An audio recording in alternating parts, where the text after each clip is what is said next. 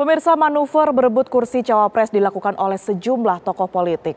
Sejumlah faktor menjadi penentu pemilihan cawapres, mulai dari elektabilitas hingga dana yang besar. Calon presiden yang bakal bertarung dalam Pilpres 2024 hampir dipastikan mengerucut pada 3 nama. Mereka adalah Anies Baswedan, Ganjar Pranowo, serta Prabowo Subianto. Anies Baswedan jauh-jauh hari diumumkan sebagai capres dari Partai Nasdem dan koalisinya, Partai Demokrat serta PKS. Prabowo Subianto diumumkan sebagai calon presiden dari Partai Gerindra yang juga didukung oleh PKB. Sedangkan Ganjar Pranowo akhirnya ditunjuk sebagai capres PDIP yang kemudian didukung oleh P3. Bakal capres dan parpol pendukungnya saat ini sibuk mencari sosok cawapres terbaik. Memilih cawapres tentu tak semudah membalik telapak tangan. Pakar politik Gun-Gun Herianto mengatakan, figur harus bisa memberikan insentif elektoral. Cawapres itu bagi saya memang akan sangat menentukan sekali. Kenapa? Karena ada beberapa capres yang butuh penguatan, ya. Contoh misalnya dari sisi demografi, psikografi, behavioral. Artinya bicara soal segmen-segmen, maka misalnya di situ nama cawapres berasal dari partai politik atau cawapres dari nama non partai politik.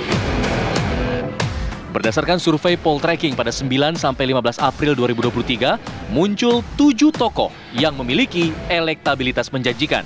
Di posisi pertama ada Erick Thohir, disusul oleh Sandiaga Uno, Ridwan Kamil, Mahfud MD, Agus Harimurti Yudhoyono, Khofifah Indar Parawansa, hingga Puan Maharani. Sedangkan survei oleh Lembaga Survei Indonesia pada 12 hingga 17 April 2023 memunculkan sejumlah nama.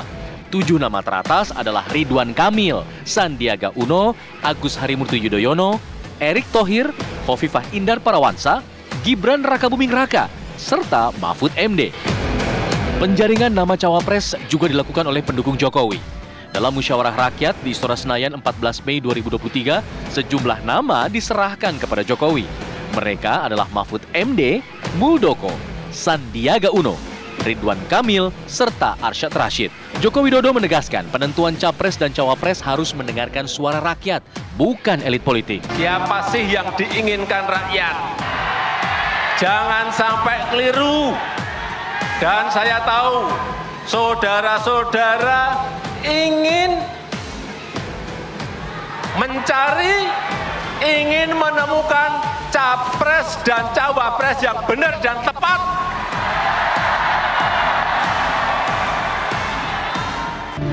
Demi mendapatkan kursi cawapres, sejumlah tokoh politik terus bermanuver. Lobi-lobi politik, pertemuan antar tokoh terus digelar demi mendapatkan dukungan. Mereka juga didukung tim sukses yang terus bergerilya dan dilakukan di luar pengamatan publik. Menurut Gun-Gun, setidaknya ada 3 faktor yang akan menjadi penentu seorang figur akan dipilih atau tidak. Salah satunya, aksesibilitas seorang tokoh oleh koalisi pengusungnya. Faktornya 3 menurut saya. 1, punya elektabilitas. Dan rata-rata elektabilitas cawapres itu deket-deket gitu ya. Itu yang disebut dalam bahasa survei itu close to call ya.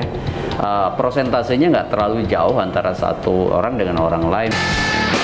Menanggapi dinamika politik yang berkembang, Ketua Umum PKB Muhaimin Iskandar menyatakan penentuan cawapres masih dalam proses.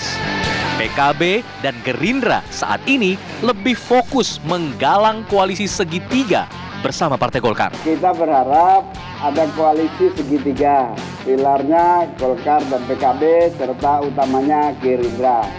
Nah, tentu formasinya masih terus digodok. Kita berharap bisa tuntas dan terjadi kesepakatan dan kerja bersama.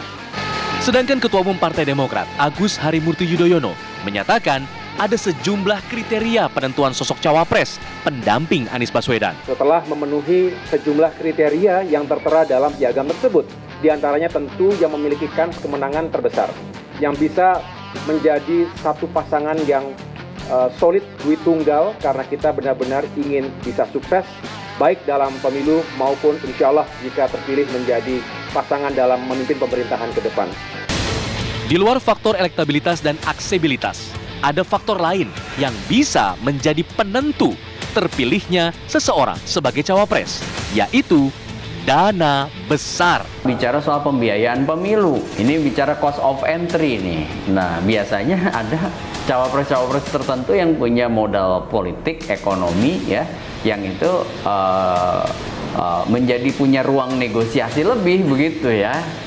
Tak bisa dipungkiri butuh dana besar untuk bertarung di Pilpres. Meski begitu, faktor dana diharapkan tidak menjadi faktor utama. Kapabilitas dan kepemimpinan yang berpihak pada rakyat selayaknya menjadi pertimbangan utama.